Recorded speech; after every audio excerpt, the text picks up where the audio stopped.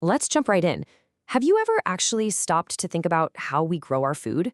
I mean, is modern agriculture really this ultimate triumph of human science? Or is it just a never ending cycle of soil destruction? What if the very system feeding us right now is secretly bankrupting our planet's future? Today, we're digging into a text that challenges the absolute foundation of how humanity feeds itself. Welcome to The Explainer. Today, we're unpacking a really radical thesis from Marcus Heinrich Riebuch's text, Planned Abundance.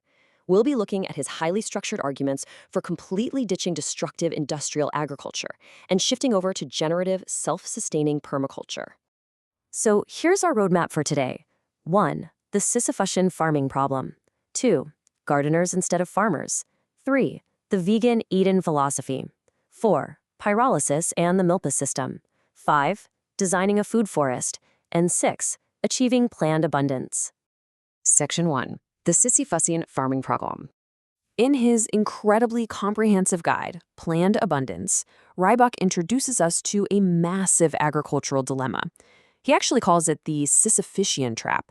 It's basically a foundational critique of the entire modern industrial food system. According to the text, the traditional farming we're all used to, the constant plowing and tilling, is actually a self-defeating cycle. Think about it. When we plow, we expose the soil to a huge rush of excess oxygen. Because of the natural ethylene cycle, this literally volatilizes the soil's organic matter straight into carbon dioxide, and it totally destroys the delicate microorganisms that give soil its natural fertility in the first place. So because the soil is now basically dead, we get locked into this endless Sisyphean reliance on chemical fertilizers just to get anything to grow. We end up treating nature as an enemy to be subdued rather than a partner. The author frames this petrochemical dependency as living on credit. By destroying the soil's built-in fertility, we're just rapidly depleting our natural capital. The text argues that we're turning once fertile land into a barren wasteland, literally reducing it to a non-organic growing medium. And the result? What the author bluntly calls plastic food. We're talking watery, chemical concoctions pumped full of nitrogen and potash that completely lack true biological vitality. Section 2. Gardeners instead of farmers. So how do we escape this trap? Well, the text argues we need to stop being farmers and start being gardeners. It's a huge mindset shift. While farming is characterized by aggressive exploitation and depleting capital, gardening is all about caretaking. Taking inspiration from permaculture pioneers like Masanabu Furukawa, this approach relies heavily on no-till methods. Instead of violently ripping up the soil, a gardener uses mulch, compost, and intense biological complexity to continuously build natural capital season after season. Section 3. The Vegan Eden Philosophy. Now, to understand the author's full vision, we really have to look at what he calls the Eden Protocols. Just neutrally reporting the text's stance here, it argues that a truly ethical society has to be vegan. The author equates traditional animal farming to the active enslavement and exploitation of sentient beings. So the logic goes, if humanity wants to create a true Garden of Eden and step back into that role of caretakers rather than exploiters, that garden must absolutely exclude the farming of animals. It's a radical zero-compromise baseline, but it's what drives the rest of the permaculture techniques we're about to dive into. Section 4. Pyrolysis and the Milpa system. Let's get into the dirt. The text highlights an absolutely incredible process called pyrolysis. Now, this isn't just setting a field on fire. It's a very specific, smothered burning process that creates biochar. What this does is sequester carbon. It locks it into a solid form so it doesn't just float off into the atmosphere as a greenhouse gas.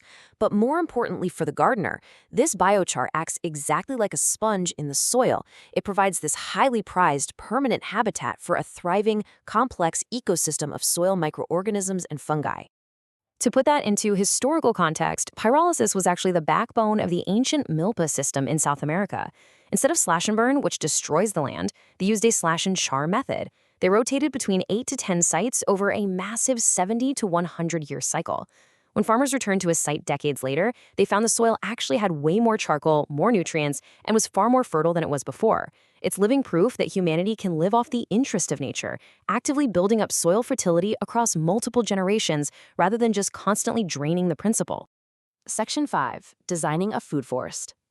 The text explains that we can actually intentionally mimic the natural succession of a wild forest, but we can fast-track it for human food production. You don't just stick a tree in the ground and walk away, right? In months 1 through 12, you allow or even plant pioneer designer weeds to rapidly fix nitrogen into damaged soil. Then, from years 2 to 9, you bring in legume ground covers to further build up the soil structure and lock in moisture.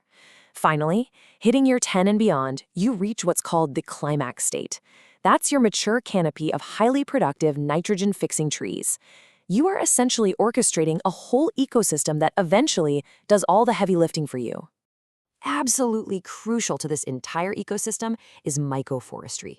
This is the deliberate incorporation of fungi. Think of fungi as the teeth of the forest. They recycle dead matter, they massively speed up decomposition, and they build out this incredibly rich topsoil.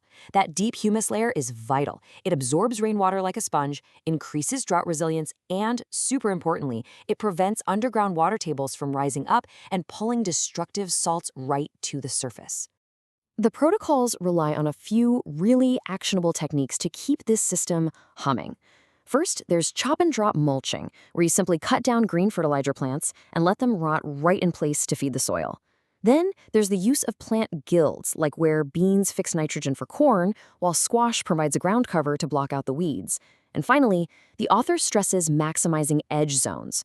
These are the areas where different ecosystems meet, like the edge of a pond in a forest, because those are always the most biologically productive spots.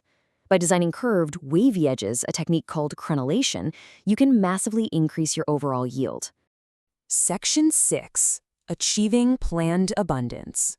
The ultimate vision of this entire framework is planned abundance. The text argues that a mature food forest requires incredibly minimal maintenance, yet it provides an eternal yield of fruits, nuts, berries, and even building materials.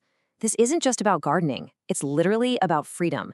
By living off the biological interest of the land, communities can achieve total localized food security. It frees them from centralized power grids, super vulnerable supply chains, and this endless dependency on fossil fuels. Seriously, just imagine what that level of local food security would mean for your own community during a major supply chain crisis. To wrap up our explainer today, I want to leave you with a final, pretty provocative thought drawn directly from the text. When it comes to the Earth, what legacy will we choose to leave in the soil for future generations? Are we going to continue to act as opportunistic exploiters, constantly fighting this uphill war against nature? Or will we step back into our ancient roles as caretakers of the garden? According to the Eden Protocols, the choice is entirely ours. Thanks so much for joining me, and as always, keep questioning the systems around you.